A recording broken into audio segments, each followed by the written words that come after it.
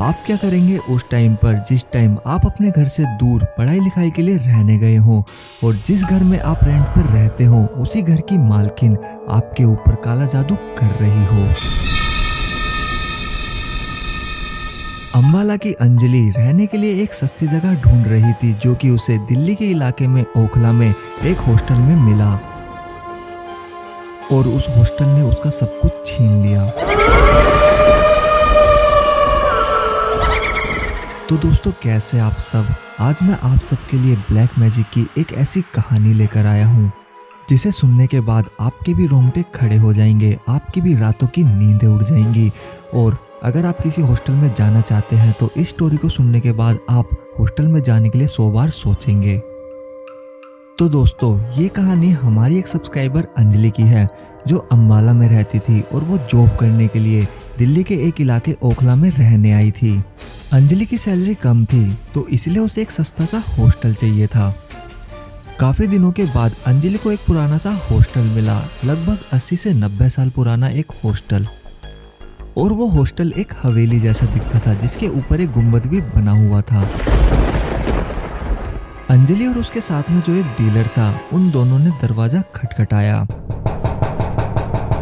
और उसके बाद उस घर में से एक औरत निकली, एक बूढ़ी औरत निकली जिसने काले कपड़े पहने हुए थे और वो ऊपर से नीचे तक राजस्थानी गहनों में ढकी हुई थी। ये देखकर अंजलि को थोड़ा सा डर लगा, उसे क्रीपी सी वाइब आई, लेकिन उसके पास पैसों की कमी होने की वजह से उसे मजबूरी में ये हॉस्टल लेना पड़ा क्योंकि उसकी जितनी सैलरी थी उसमें वो 2 से 3 हजार रुपए का हॉस्टल ही अफोर्ड कर सकती थी जिसमें कि वो रात बिता सके। लेकिन अंजलि की इस छोटी सी गलती की वजह से, थोड़े से पैसे बचाने की वजह से उसकी जिंदगी अब तबाह होने वाली थी। अंजलि ने बताया कि अंजलि के अलावा इस हॉस्टल में 3 लड़कियां और रहती थी। अंजलि ने बताया कि उन तीनों लड़कियों की नाइट शिफ्ट थी और उसकी मॉर्निंग शिफ्ट। तो रात के समय वो उस हॉस्टल में अकेली रहती थी, उस कमरे में वो अकेली रहती थी। और इतनी पुरानी बिल्डिंग में रात के समय अकेले रहना अंजलि को पहले से ही डर लगने लगा था। लेकिन फिर अंजलि के साथ कुछ दिनों बाद ही कुछ अजीब चीजें होने लगी। फिर एक रात अंजलि को लगा कि बाहर से किसी के पायलों की आवाज आ रही है और ये आवाज घर के गेट के वहां से आ रही थी। अंजलि को लगा कि शायद जो इस हॉस्टल की मालकिन है ये उनके पायलों की आवाज होगी, लेकिन जैसी वो अपनी आंखें झपकाती है वैसी वो आवाज उसके कमरे के बाहर से आने लगती है, मतलब कि उसके कमरे के गेट के वहां से आने लगती है। और फिर जैसे ही वो दोबारा पलक झपकाती है वैसे ही वो आवाज उसके कमरे की खिड़की के वहां से आने लगती है। एक इंसान का इतनी जल्दी रूम के गेट से खिड़की तक पहुंचना इम्पॉसिबल था। लेकिन फिर अचानक से वो आवाज अंजलि के सामने से गुजर के गई, मतलब कि बिल्कुल उसके पास से। उसे ऐसा लगा कि उसके सामने से कोई गुजर के जा रहा है। उसके बाद अंजलि काफी ज्यादा घबरा गई और उसे काफी ज्यादा डर लगने लगा और उसे शक भी होने लगा कि इस हॉस्टल में कुछ तो गड़बड़ है। लेकिन फिर भी वो जैसे तैसे सो गई। सोते सोते रात के समय अंजलि को लगा कि उसके रूम में जो चेयर रखी हुई है उस पर कोई औरत बैठी हुई है और उसका सर नीचे है। अंजलि ने फिर उस चेयर को ध्यान से देखा, लेकिन उस चेयर पर उस टाइम पे कोई भी नहीं था। लेकिन फिर अचानक से उसका रूम एकदम बर्फ जैसा ठंडा पड़ गया। दोस्तों मैं आपको बता दूं कि अगर आप अपने रूम में सोते हैं और आपके रूम में कोई भी चेयर खाली रखी है तो आपको कभी भी अपनी चेयर को खाली नहीं रखना है, उस पर कुछ ना कुछ सामान रखना है। अगर आप खाली चेयर रख के सोते हो तो आप एक नेगेटिव एनर्जी को बुलावा दे रहे हो। चलो हम अब अपनी कहानी में फिर से आते हैं। अंजलि ने हमें बताया कि इस हॉस्टल में आने से पहले वो काफ़ी ज़्यादा पूजा पाठ करती थी, लेकिन उस हॉस्टल में आने के बाद अंजलि ने पूजा पाठ करना बिल्कुल छोड़ दिया था। गुरुद्वारे में जाना, मंदिरों में जाना उसने बिल्कुल बंद कर दिया था। उसे ऐसा लग रहा था कि जैसे कोई नेगेटिव एनर्जी, कोई बुरा साया उसे मंदिर, मस्जिद और मंदिर जाने से रोक रहा है। लेकिन फिर कुछ दिनों बाद जब अंजलि रात को सोती और सुबह उठती तो उसके शरीर पर अजीब तरीके के निशान आने लग गए। कभी पंजों के निशान और ऐसी ऐसी जगह पर निशान आने लग गए जहाँ पर वो सोच भी नहीं सकती थी। जैसे कि उसकी थाई पर निशान आने लग गए और भी कई जगह उसके शरीर पर निशान आने लग गए, जिसे देखकर वो काफ़ी ज़्यादा शॉक हो गई। यहाँ तक कि अंजलि के ऑफिस के दोस्त भी उसे बोलने लग गए कि अब अंजलि तुम्हारा फेस पहले जैसा नहीं रहा और अंजलि तुम्हारी ये नेक पर क्या हो रहा है। तो जब ही अंजलि ने नोटिस करा कि उसकी नेक पर एक मार्क बन रहा था। अंजलि ने हमें बताया कि वो मार्क इतना भद्दा मार्क था, इतना बेकार था। स्टार्टिंग में तो वो मार्क बहुत ज़्यादा हल्का था, लेकिन धीरे धीरे जैसे जैसे टाइम बीतता जा रहा था वो मार्क डार्क होता जा रहा था। उसने हमें बताया कि ऐसा लग रहा था कि जैसे वहाँ से उसकी जो स्किन है वो गलती जा रही है। अंजलि ने हमें बताया कि एक रात वो सो रही थी, तभी उसके कमरे में एक चुड़ैल जैसी औरत उस पर क्रिया कर रही थी, उस पर काला जादू कर रही थी। अंजलि वैसे ही चीख कर उठी और उसने देखा कि जो उसने अभी तक देखा वो सारा एक सपना था। लेकिन वो कमरा, वो रूम जहाँ पर वो रह रही थी, उस कमरे की वाइब थोड़ी सी एबनॉर्मल थी। उस टाइम पे जून जुलाई का महीना था, लेकिन वो कमरा इस तरीके से ठंडा था जैसे उसमें बर्फ रखी हो, जैसे उस कमरे में किसी ने एसी चला दिया हो। ऐसा लग रहा था कि जैसे कि वो जून जुलाई का महीना नहीं, नवंबर दिसंबर का महीना चल रहा हो। और कुछ अजीब सी घुटन सी महसूस हो रही थी अंजलि को उस रूम में। ये सारी चीज़ें उसने अपनी ऑफिस की एक दोस्त से शेयर की कि मेरे साथ एबनॉर्मल चीज़ें हो रही हैं, मुझे ऐसा लग रहा है कि मैं जैसे ठीक नहीं हूँ, ऐसा लग रहा है कि कोई साया मेरे साथ घूम रहा है। उसकी ऑफिस की जो फ्रेंड है उसने अंजलि को एक राय दी कि उनके एक मौलवी हैं जो कि उसकी मदद कर सकते हैं, तो हम उनके पास चलेंगे, क्योंकि जो उसकी फ्रेंड है वो मुस्लिम थी।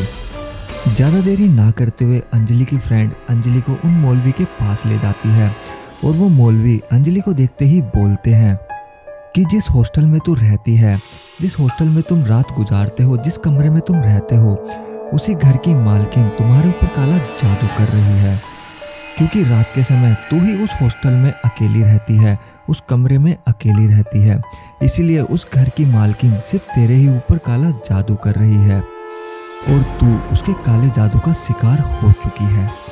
अंजलि की फ्रेंड मौलवी जी को बोलती है कि मौलवी जी अब आप देखिए, आपको मेरी दोस्त को बिल्कुल सही करना होगा। तो वो मौलवी जी अपनी आंखें बंद करते हैं और कुछ मंत्र पढ़ने लगते हैं और फिर अपना हाथ अंजलि के सर के ऊपर रख देते हैं। जैसे ही उन मौलवी ने अंजलि के सर पर हाथ रखा, अंजलि को अचानक से उल्टी आई और उसे उल्टी में काले काले पत्थर निकले और काला सा स्लाइवा निकला, जिसे देखने के बाद अंजलि की दोस्त भी हैरान हो गई कि ये क्या है। यहाँ तक कि वहाँ पे जितने भी लोग बैठे थे वो सब हैरान हो गए कि उसके मुंह से पत्थर निकल रहे हैं और इतनी गंदी गंदी चीज़ें निकल रही हैं। और मौलवी जी ने अंजलि को कहा कि अगर आज की रात भी तूने उस हॉस्टल में बिता दी तो तुझे कोई भी नहीं बचा पाएगा, इस काले जादू का कोई भी अंत नहीं होगा, मैं भी तेरी मदद नहीं कर पाऊंगा। ये सब सुनने के बाद अंजलि और उसकी फ्रेंड काफ़ी ज़्यादा डर गई और भागती भागती अंजलि के हॉस्टल के बाहर पहुंच गई। लेकिन अंजलि ने अपनी फ्रेंड को उस हॉस्टल के बाहर ही रोक दिया और उसने उसको बोला कि तू अंदर मत आइयो, मैं अंदर अकेली जाऊंगी और अपना सामान पैक करके जल्दी से लेकर आऊंगी। और अंजलि ने बताया कि उसने करा भी कुछ ऐसा ही। अंदर जाते ही उसने अपना सामान पैक करना स्टार्ट कर दिया, लेकिन एक अंधे की शक्ति, एक अंधे की स्पिरिट, उसे ऐसा लग रहा था कि जैसे कि वो उसका हाथ पकड़कर बार बार उसे पीछे खींच रही है।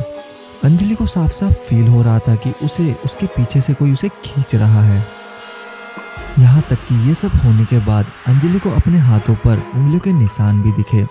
वो दिख रहे थे कि उसे कोई पीछे की तरफ खींच रही है। उसके हाथों पर लाल लाल निशान हो गए थे उंगलियों के, जैसे कि किसी हाथ ने उसे टाइट पकड़ा हो।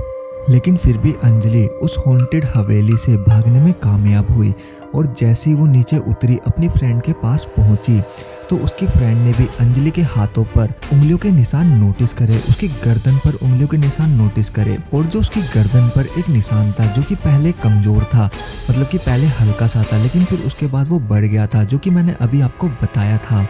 वो निशान भी काफ़ी ज़्यादा गहरा हो चुका था, वहाँ से उसकी स्किन और ज़्यादा गल चुकी थी।